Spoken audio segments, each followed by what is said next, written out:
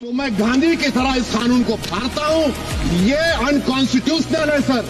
इस देश में झगड़े पैदा करने का काम बीजेपी करना चाहती है मस्जिद और मंदिर के नाम पर, इसीलिए मैं इसका कंडेम करता हूं। जानते हैं वक्फ अमेंडमेंट बिल क्या है।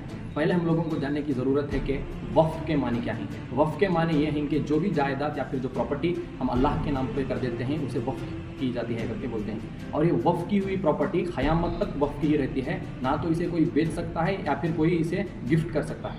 तो अब हम जानते हैं कि हिंदुस्तान में कितनी वक्फ प्रॉपर्टी है।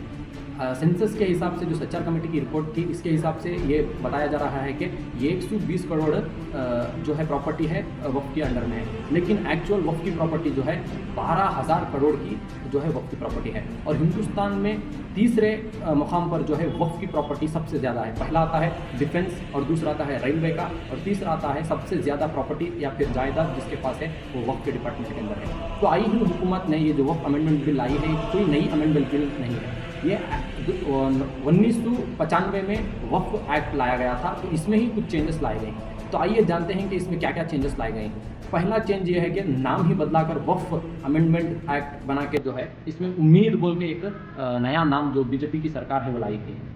दूसरा मेजर चेंज इसमें लाया गया है में हमारा जो एक वक्फ ट्रिब्यूनल बोल के रहता है, जितने भी जायदाद या फिर इसके कोई भी एक शरई मामले रहते या फिर जो भी फाइनेंशियल मामले रहते इसको हमारे कोर्ट में इसका फैसला किया जाता है, लेकिन आज वो हटाकर डायरेक्ट हाई कोर्ट को इसका फैसला करने के लिए दिया जाता है।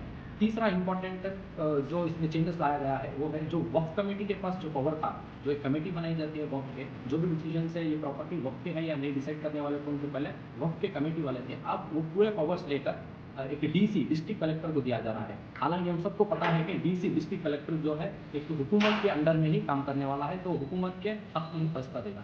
तो ये एक सूची साजिश है जो मुसलमानों की इतनी बड़ी जायदाद में जो प्रॉपर्टी है वो कब्जा करने का, और हमारे जो दरगाह मस्जिद मदरसे जितने भी वक्फ प्रॉपर्टीज है इसका हिसाब किताब ये आज हुकूमत हमसे मांग रही है। अब हमको चाहिए कि इसके खिलाफ हम आवाज़ उठाएं कि CAA NRC में हम लोग रोडों पर आकर प्रोटेस्ट करे हैं और एहतजाज किए हैं। इसी तरह से आने वाले दिनों में और अगले दिनों में अगर ये बिल पास हो गई भी तो फिर भी हम लोगों को रोडों पर उतरना पड़ेगा और इसके खिलाफ ज़ोर और शोर से एहतजाज करना पड़ेगा और इस बिल को रोकना पड़ेगा, वरना ये हमारे शरीयत के मामले में दखल अंदाजी करने की एक बहुत बड़ी सोची साजिश है। आओ हमारे साथ चलो, हम वक्त बचाने निकले हैं। आओ हमारे साथ चलो, हम तंग है चीरा। आओ हमारे साथ चलो, हम वक्त बचाने निकले हैं। आओ हमारे साथ चलो।